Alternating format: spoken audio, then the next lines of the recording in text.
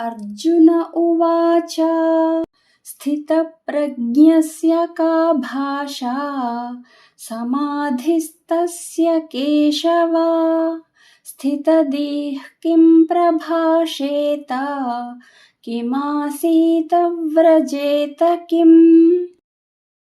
భావము: అర్జునుడు పలికెను, ఓ కేశవ, సమాధి స్థితుడై పరమాత్మ ప్రాప్తి నందిన స్థితప్రజ్ఞుని యొక్క లక్షణములెవ్వి?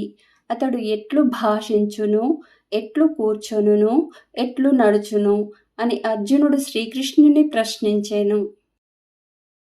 శ్రీ భగవాన్ ఉవాచ ప్రజహాతి యదా కామాన్ సర్వాన్ పార్థమనోగతాన్ ఆత్మన్యేవాత్మనా తుష్టః స్థితప్రజ్ఞస్తదోచ్యతే. భావము: శ్రీ భగవానుడు పలికెను, ఓ అర్జున, మనస్సునందలి కోరికలన్నీయును పూర్తిగా తొలగిపోయి ఆత్మ ద్వారా ఆత్మయందు సంతుష్టుడైన వానిని, అనగా పరమాత్మ సంయోగం వలన ఆత్మానందమును పొందిన వానిని స్థితప్రజ్ఞుడని అందురు అని శ్రీకృష్ణ భగవానుడు అర్జునుడితో పలికెను. దుఃఖేష్వనుద్విగ్నమనాః సుఖేషు విగతస్పృహః వీతరాగభయక్రోధః స్థితధీర్మునిరుచ్యతే.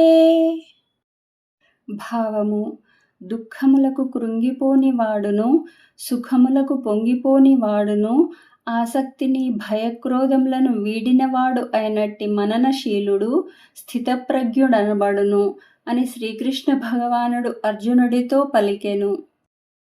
యస్సర్వత్రానభిస్నేహః తత్తత్ ప్రాప్య శుభాశుభం నాభినందతి నద్వేష్టి తస్య ప్రజ్ఞా ప్రతిష్ఠితా. భావము: దేనియందును మమతాసక్తులు లేనివాడును, అనుకూల పరిస్థితులయందు హర్షము, ప్రతికూల పరిస్థితులయందు ద్వేషము మొదలగు వికారములకు లోనుగాని వాడు అగు పురుషుడు స్థితప్రజ్ఞుడనబడును అని శ్రీకృష్ణ భగవానుడు అర్జునుడికి వివరించెను.